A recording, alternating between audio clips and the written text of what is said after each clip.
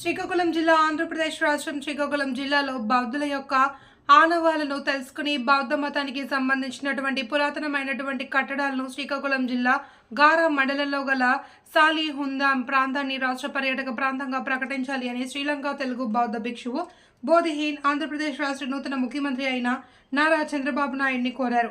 ఈ సందర్భంగా ఆయన fourth state news channel CEO and MD అయిన డాక్టర్ జి మోహన్తో కలిసి సందర్శించి సాలిహుందాం ప్రాంతాన్ని రాష్ట్ర పర్యాటక ప్రాంతంగా ప్రకటించి దేశ విదేశాలకు ఈ ప్రాంతం యొక్క విశేషాలను గొప్పతనాన్ని తెలియజేయవలసిందిగా సంబంధిత శాఖలకు విన్నవించుకున్నారు. అదేవిధంగా ఇక్కడికి విచ్చేస్తున్న పర్యాటకులకు అల్పాహారం, భోజన, వసతి సౌకర్యం కల్పించవలసిందిగా కోరారు. ముఖ్య విశేషం ఏమిటంటే మొట్టమొదటిసారిగా fourth state news channel CEO MD ఆయనకు స్పిరిచువల్ అండ్ కల్చరల్ భారతదేశంలో రిపోర్టర్గా ఛానల్ గుర్తింపు కార్డును ప్రదానం చేశారు. బుద్ధం శరణం గచ్ఛామి, ధమ్మం శరణం గచ్ఛామి, సంఘం శరణం గచ్ఛామి.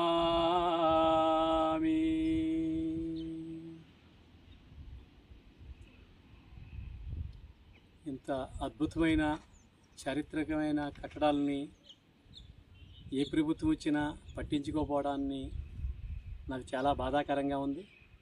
ముఖ్యంగా 13 జిల్లాల్లో ఎన్నో స్తూపాలు చూశాను. ఎన్నో అద్భుతమైన ఈ స్తూపాలు, ఎన్నో ఆనవాళ్ళు ఆంధ్రప్రదేశ్ చుట్టుముట్టి బౌద్ధమే కనపడుతుంది ఎక్కడ చూసినా.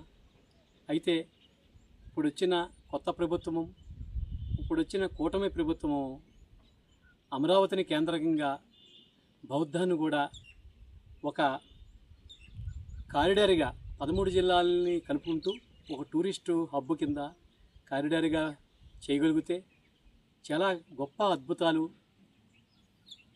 పాతపడ్డ చరిత్రలన్నీ ఈ సనాతన ధర్మాన్ని ముందుకు తీసుకెళ్ళిన వాళ్ళు అవుతారు.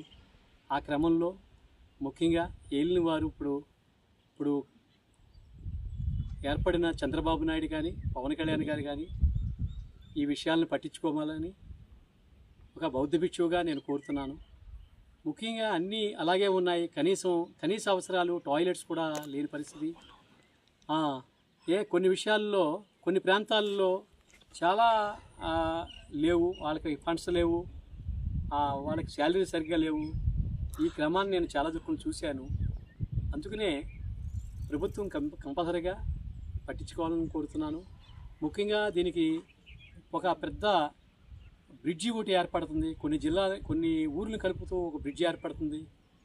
ఇక్కడ ఒక గొప్ప రీసెర్చ్ ఏర్పడితే ఇక్కడ టూరిస్టులు వచ్చే ఇది ఉంటుంది.